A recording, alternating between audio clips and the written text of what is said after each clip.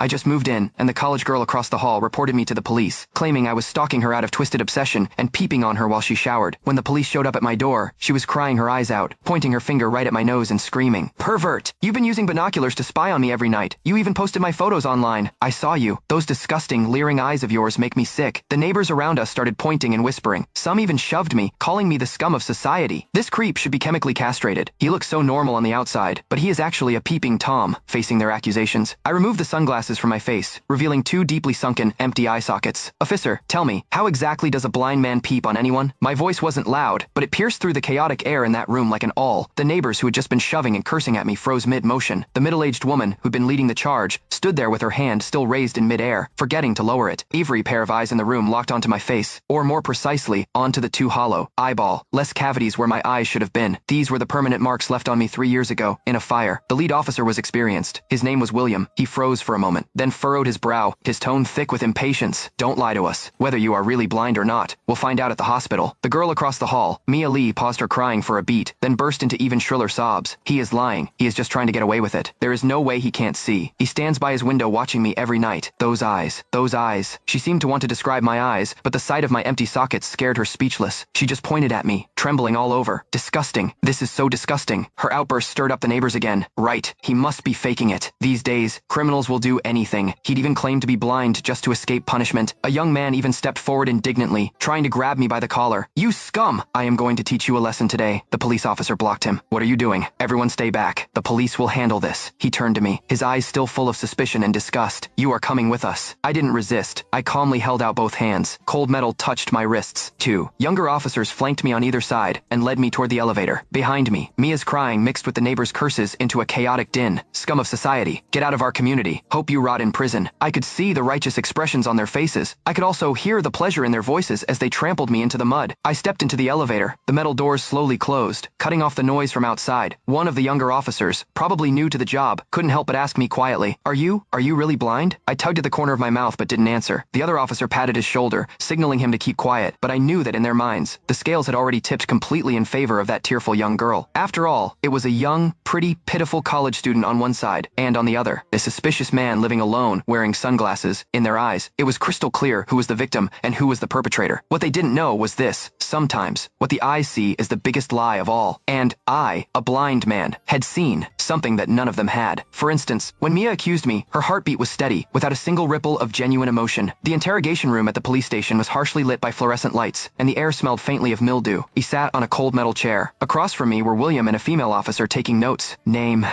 Lucas.